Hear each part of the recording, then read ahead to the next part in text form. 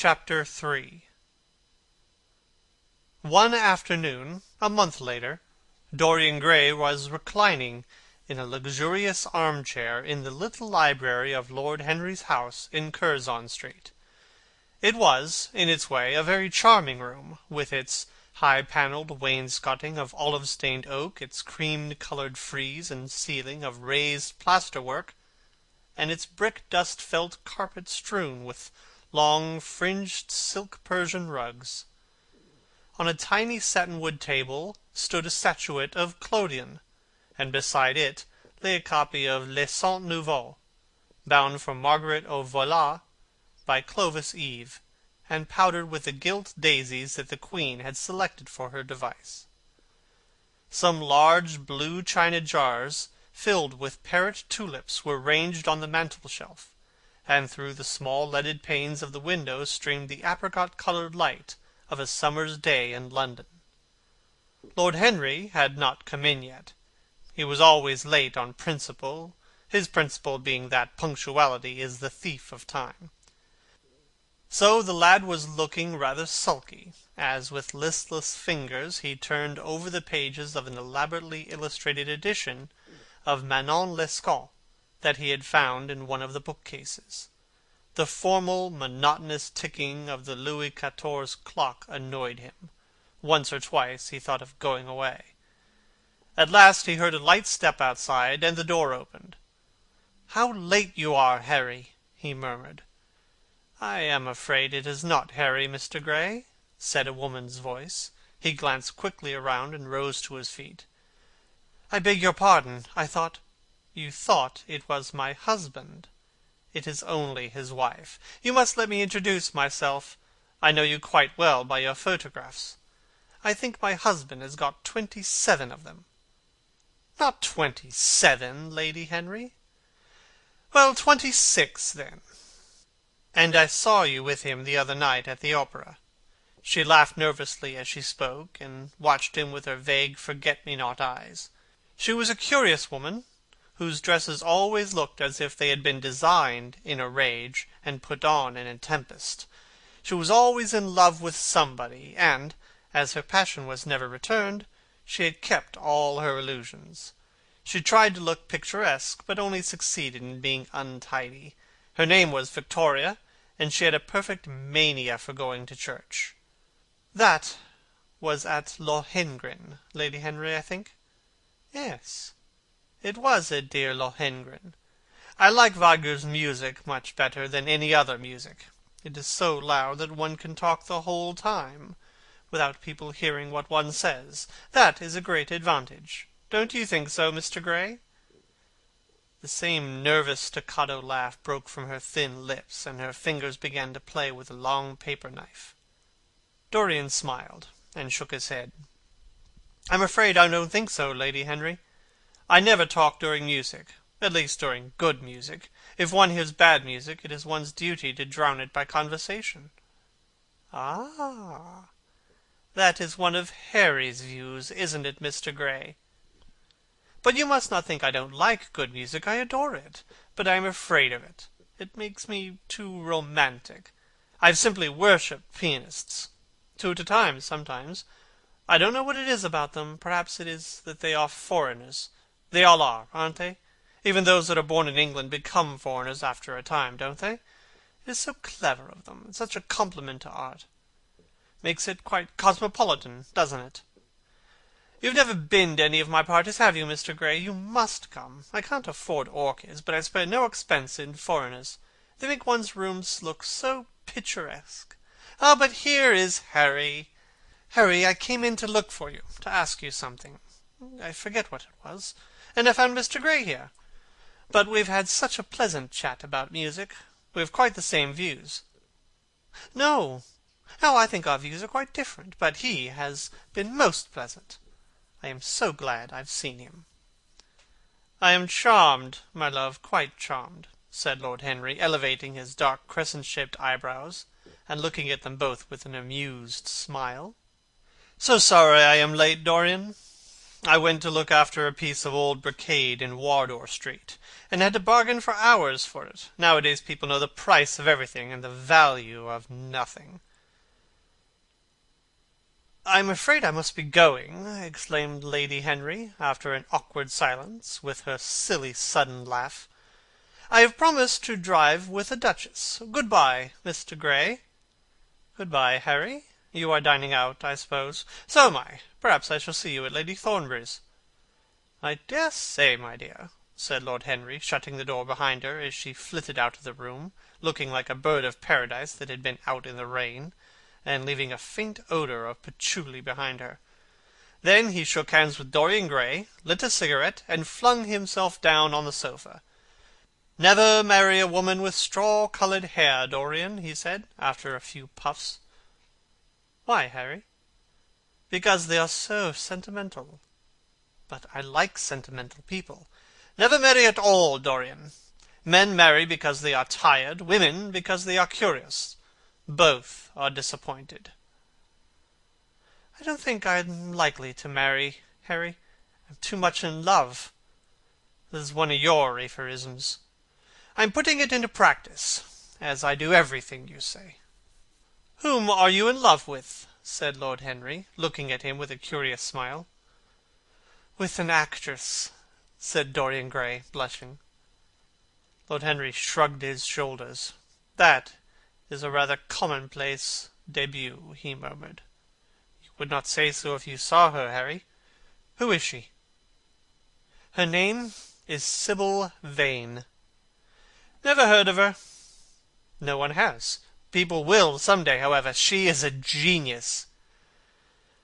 "My dear boy, no woman is a genius. Women are a decorative sex. They never have anything to say, but they say it charmingly. They represent the triumph of matter over mind, just as men represent the triumph of mind over morals. There are only two kinds of women, the plain and the coloured. The plain women are very useful. If you want to gain a reputation for respectability, you have merely to take them down to supper. The other women are very charming. They commit one mistake, however. They paint in order to try to look young. Our grandmothers painted in order to try to talk brilliantly. Rouge and esprit used to go together. That has all gone out now. As long as a woman can look 10 years younger than her own daughter, she is perfectly satisfied. As for conversation, there are only 5 women in London worth talking to, and 2 of these can't be admitted into decent society. However, tell me about your genius. How long have you known her?" "About 3 weeks. Not so much. About 2 weeks and 2 days." "How did you come across her?" "I will tell you, Harry, but you mustn't be unsympathetic about it. After all, it never would have happened if I had not met you. You filled me with a wild desire to know everything about life. For days after I met you, something seemed to throb in my veins. As I lounged in the park or strolled down Piccadilly, I used to look at every one who passed me, and wonder with a mad curiosity what sort of lives they led. Some of them fascinated me, others filled me with terror. There was an exquisite poison in the air. I had a passion for sensations. One evening, about 7 o'clock, I determined to go out in search of some adventure.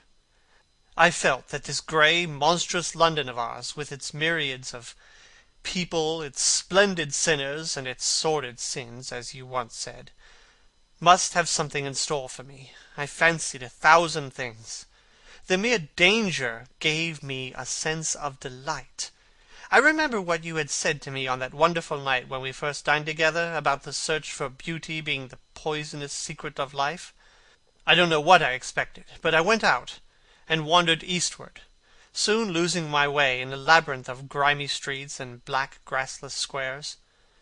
About 8:30, I passed by a little third-rate theatre with great flaring gas-jets and gaudy playbills. A hideous Jew in the most amazing waistcoat I have ever beheld in my life was standing at the entrance, smoking a vile cigar. He had greasy ringlets, and an enormous diamond blazed in the centre of a soiled shirt. "Have a box, my lord?" he said when he saw me, and he took off his hat with an act of gorgeous civility. There was something about him, Harry, that amused me. He was such a monster. You will laugh at me, I know, but I really went in and paid a whole guinea for a stage box. To the present day I can't make out why I did so. And yet if I hadn't, oh, my dear Harry, if I hadn't, I would have missed the greatest romance of my life. I see you are laughing. It is horrid of you. I am not laughing, Dorian. At least I'm not laughing at you. But you should not say the greatest romance of your life. You should say the first romance of your life. You will always be loved, and you will always be in love with love. There are exquisite things in store for you. This is merely the beginning. Do you think my nature so shallow? Cried Dorian Gray angrily. No. I think your nature so deep. How do you mean? My dear boy, people only love once in their lives are really shallow people. What they call their loyalty and their fidelity, I call either the lethargy of custom or the lack of imagination. Faithlessness is to the emotional life what consistency is to the intellectual life. Simply a confession of failure. But I don't want to interrupt you. Go on with your story. Well, I found myself seated in a horrid little private box with a vulgar drop scene staring me in the face. I looked out behind the curtain and surveyed the house. It was a tawdry affair, all cupids and cornucopias like a third-rate wedding cake. The gallery and pit were fairly full, but the 2 rows of dingy stalls were quite empty, and there was hardly a person in what I suppose they called the dress circle. Women went about with oranges and ginger beer, and there was a terrible consumption of nuts going on. It must have been just like the palmy days of British drama. Just like, I should fancy, and very horrid. I began to wonder what on earth I should do when I caught sight of the playbill. What do you think the play was, Harry? I should think, The Idiot Boy, or Dumb but Innocent.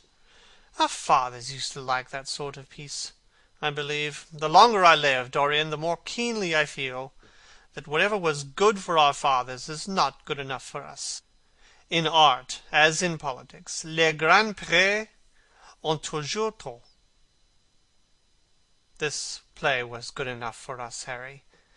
It was Romeo and Juliet. I must admit I was rather annoyed at the idea of seeing Shakespeare done in such a wretched hole of a place. Still, I felt interested in a sort of way. At any rate, I determined to wait for the first act. There was a dreadful orchestra, presided over by a young Jew who sat at a cracked piano that nearly drove me away. But at last the drop scene was drawn up and the play began. Romeo was a stout elderly gentleman with corked eyebrows, a husky tragedy voice, and a figure like a beer barrel. Mercutio was almost as bad. He was played by the low comedian who had introduced gags of his own and went on most familiar terms with the pit. They were as grotesque as the scenery, and that looked as if it had come out of a pantomime of 50 years ago. But Juliet? Harry, imagine a girl hardly 17 years of age, with a little flower-like face, a small Greek head with plaited coils of dark brown hair, eyes that were violet wells of passion, lips that were like the petals of a rose. She was the loveliest thing I'd ever seen in my life. You said to me once that pathos left you unmoved, but that beauty, mere beauty, could fill your eyes with tears. I tell you, Harry, I could hardly see this girl for the mist of tears that came across me. And her voice, oh, I never heard such a voice. It was very low at first, with deep, mellow notes that seemed to fall singly upon one's ear. Then it became a little louder, and sounded like a flute, or a distant hautbois. In the garden scene it had all the tremulous ecstasy that one hears just before dawn when nightingales are singing. There were moments later on when it had the wild passion of violins. You know how a voice can stir one. Your voice and the voice of Sybil Vane are two things that I shall never forget. When I close my eyes, I hear them, and each one of them is saying something different. I don't know which to follow. Why should I not love her? Harry, I do love her. She is everything to me in life. Night after night I go to see her play. One evening she is Rosalind, the next she is Imogen. I have seen her die in the gloom of an Italian tomb, sucking the poison from her lover's lips. I have watched her wandering through the forest of Arden, disguised as a pretty boy in hose and doublet and dainty cap. She has been mad, and has come into the presence of a guilty king, and has given him rue to wear, with bitter herbs to taste of. She has been innocent, and the black hands of jealousy has crushed her reed-like throat. I have seen her in every age and in every costume. Ordinary women never appeal to one's imagination. They are limited to this century. No glamour ever transfigures them. One knows their minds as easily as one knows their bonnets. One can always find them. There is no mystery in one of them. They ride in the park in the morning, and chatter at tea parties in the afternoon. They have the stereotyped smile in their fashionable manner. They are quite obvious. But an actress? How different an actress is. Why didn't you tell me that the only thing worth loving is an actress? Because I've loved so many of them, Dorian. Oh, yes, horrid people with dyed hair and painted faces. Don't run down dyed hair and painted faces. There's an extraordinary charm in them sometimes. I wish now I had not told you about Sybil Vane. You could not have helped telling me, Dorian. All through your life you will tell me everything you do. Yes, Harry, I believe that is true. I cannot help telling you things. You have a curious influence over me. If I ever did a crime, I would come and confide it to you. You would understand me. People like you, the willful sunbeams of life, don't commit crimes, Dorian. But I am much obliged for the compliment all the same. And now, tell me, reach me the matches like a good boy. Thanks. Tell me, where are your relations with Sybil Vane? Dorian Gray leaped to his feet, with flushed cheeks and burning eyes. Harry, Sybil Vane is sacred. It is only the sacred things that are worth touching, Dorian, said Lord Henry, with a strange touch of pathos in his voice. But why should you be annoyed? I suppose she will be yours some day. When one is in love, one always begins by deceiving oneself, and one always ends by deceiving others. That is what the world calls romance. But you know her, at any rate, I suppose? Of course I know her. On the first night I was at the theatre, the horrid old Jew came round to the box after the performance was over, and offered to bring me behind the scenes and introduce me to her. I was furious with him, and told him that Juliet had been dead for hundreds of years, and that her body was lying in a marble tomb in Verona. I think, from his blank look of amazement, that he thought I had taken too much champagne or something. I am not surprised. I was not surprised either. Then he asked me if I wrote for any of the newspapers. I told him I never even read them. He seemed terribly disappointed in that, and confided to me that all the dramatic critics were in a conspiracy against him, and that they were all to be bought. I believe he was quite right there, but on the other hand, most of them are not at all expensive. Well, he seemed to think they were beyond his means. By this time the lights were being put out in the theatre, and I had to go. He wanted me to try some cigars, which he strongly recommended. I declined. The next night, of course, I arrived at the theatre again. When he saw me, he made a low bow, and assured me that I was a patron of art. He was a most offensive brute, though he had an extraordinary passion for Shakespeare.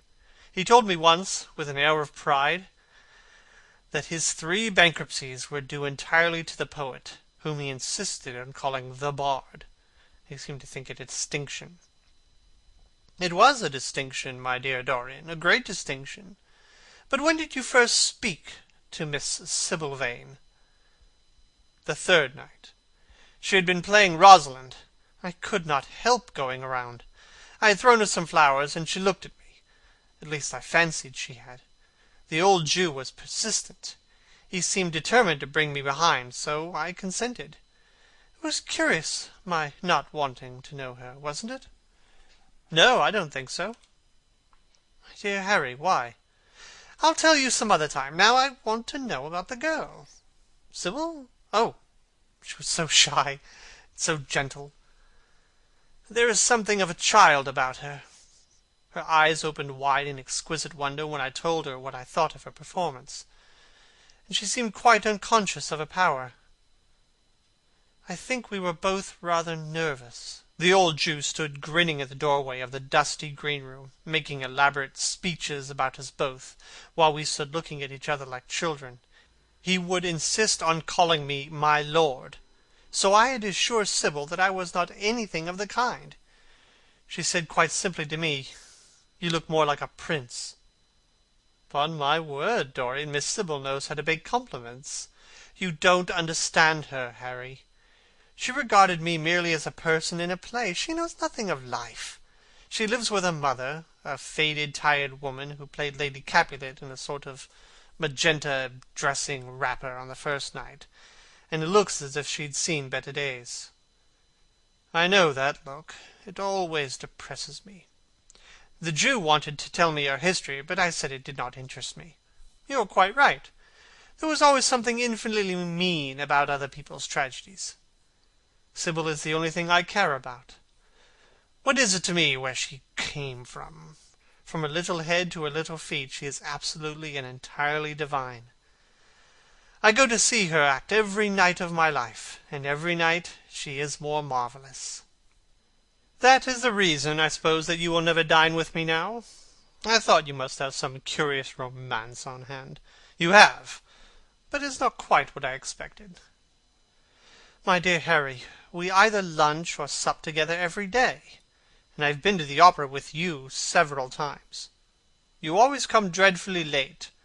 Well, I can't help going to see Sybil play, even if it is only for an act. I get hungry for her presence, and when I think of the wonderful soul that is hidden away in that little ivory body, I am filled with awe. You can dine with me tonight, Dorian, can't you? He shook his head. Tonight she is Imogen, he answered.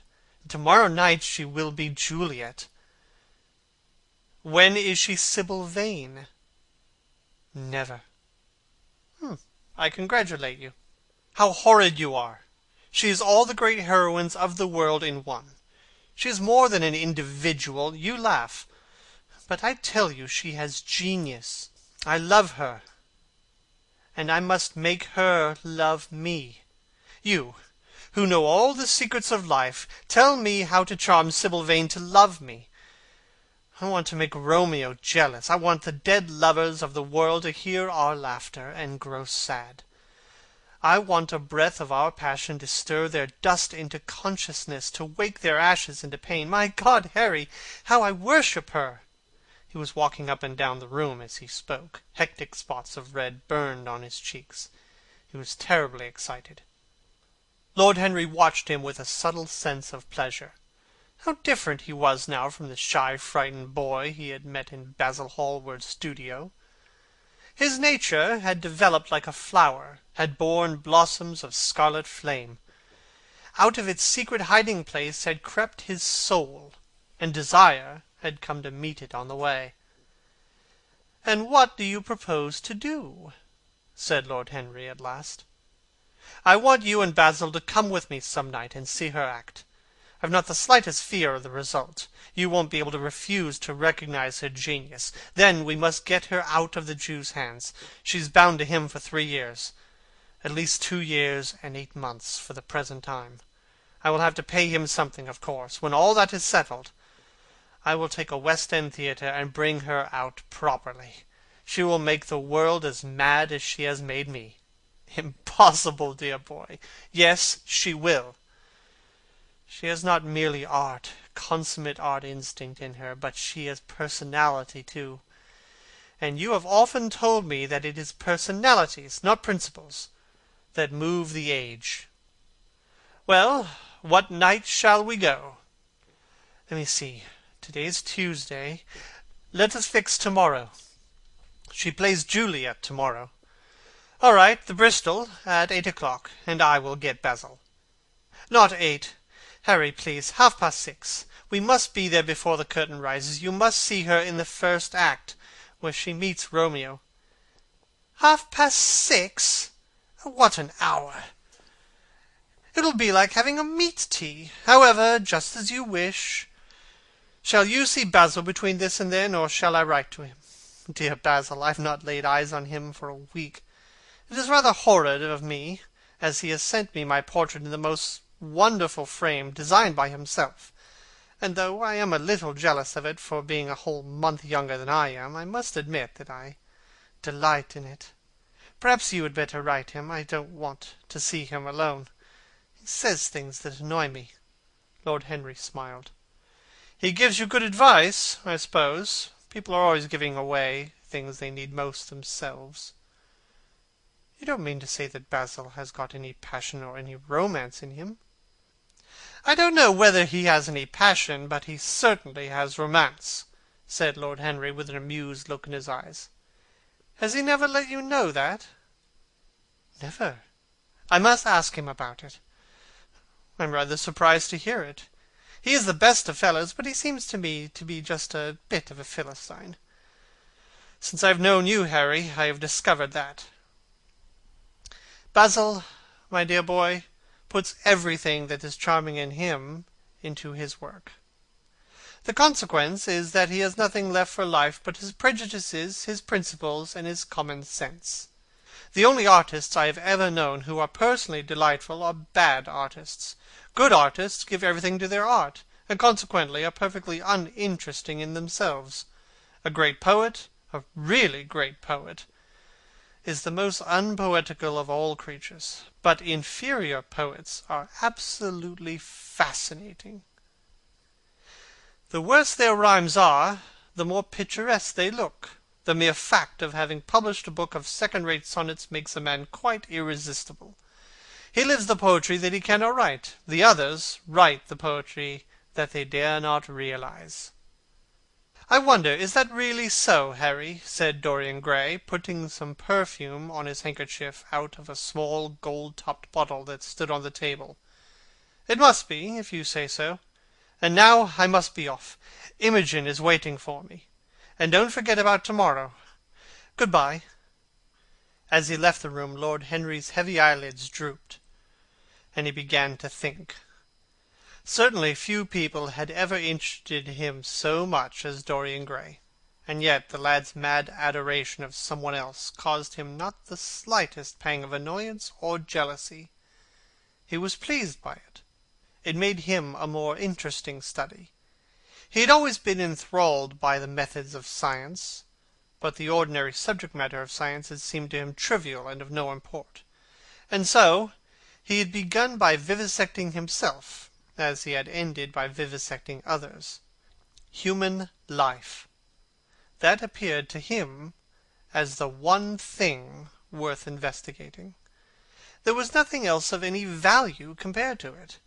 It was true that as one watched life in its curious crucible of pain and pleasure, one could not wear over one's face a mask of glass, or keep the sulphurous fumes from troubling the brain and making the imagination turbid with monstrous fancies and misshapen dreams. There were poisons so subtle that to know their properties one had to sicken of them. There were maladies so strange that one had to pass through them if one sought to understand their nature. And yet, what a great reward one received! How wonderful the whole world became to one! To note the curious hard logic of passion, and the emotional coloured life of the intellect, to observe where they met, and where they separated, at what point they became one, and at what point they were at discord, there was a delight in that. What matter was the cost? One could never pay too high a price for any sensation. He was conscious, and the thought brought a gleam of pleasure into his brown agate eyes, that it was through certain words of his, musical words said with musical utterance, that Dorian Gray's soul had turned to this white girl and bowed in worship before her. To a large extent, The lad was his own creation. He had made him premature. That was something. Ordinary people waited till life disclosed to them its secret. But to the few, to the elect, the mysteries of life were revealed before the veil was drawn away. Sometimes this was the effect of art, and chiefly of the art of literature, which dealt immediately with the passions and the intellect. But now and then a complex personality took the place, and assumed the office of art was indeed, in its way, a real work of art, life having its elaborate masterpieces, just as poetry has, or sculpture, or painting. Yes, the lad was premature. He was gathering his harvest while it was yet spring. The pulse and passion of youth were in him, but he was becoming self-conscious. It was delightful to watch him. With his beautiful face and his beautiful soul, he was a thing to wonder at. It was no matter how it all ended, or was destined to end. He was like one of those gracious figures in a pageant or a play, whose joys seem too remote from one, but whose sorrows stir one's sense of beauty, and whose wounds are like red roses. Soul and body, body and soul, how mysterious they were! There was animalism in the soul, and the body had its moments of spirituality. The senses could refine, and the intellect could degrade. Who could say where the fleshly impulse ceased, or the psychical impulse began? How shallow were the arbitrary definitions of ordinary psychologists! And yet, how difficult to decide between the claims of the various schools! Was the soul a shadow seated in the house of sin? Or was the body really in the soul, as Giordano Bruno thought? The separation of spirit from matter was a mystery, and the union of spirit with matter was a mystery also. He began to wonder whether we should ever make psychology so absolute a science that each little spring of life should be revealed to us. As it was, we always misunderstood ourselves, and rarely understood others. Experience was of no ethical value. It was merely the name we gave to our mistakes. Men had, as a rule, regarded it as a mode of warning, had claimed for it a certain moral efficacy in the formation of character, had praised it as something that taught us what to follow and showed us what to avoid. But there was no motive power in experience. It was as little of an active cause as conscience itself. All that it really demonstrated was that our future would be the same as our past, and that the sin we had done once, and with loathing, we would do many times with joy. It was clear to him that the experimental method was only a method by which one could arrive at any scientific analysis of the passions, and certainly Dorian Gray was a subject made to his hand, and seemed to promise rich and fruitful results. His sudden mad love for Sibyl was a psychological phenomenon of no small interest. There was no doubt that curiosity had much to do with it, curiosity and the desire for new experiences. Yet it was not a simple, but rather a very complex passion. What there was in it of the purely sensuous instinct of boyhood had been transformed by the workings of the imagination, changed into something that seemed to the boy himself to be remote from sense, and was for that very reason all the more dangerous. It was the passions about whose origin we deceived ourselves that tyrannized most strongly over us. Our weakest motives were those of whose nature we were conscious. It often happened that when we thought we were experimenting on others, we were really experimenting on ourselves. While Lord Henry sat dreaming of these things, a knock came to the door, and his valet entered, and reminded him it was time to dress for dinner. He got up, looked out onto the street. The sunset had smitten into scarlet gold the upper windows of the houses opposite. The panes glowed like glass of heated metal. The sky above was like a faded rose. He thought of Dorian Gray's young, fiery-colored life, and wondered how it was all going to end. When he arrived home, about 12:30, he saw a telegram lying on the hall table. He opened it, and found it was from Dorian. It was to tell him that he was engaged to be married to Sibyl Vane. End of Chapter 3 of The Picture of Dorian Gray by Oscar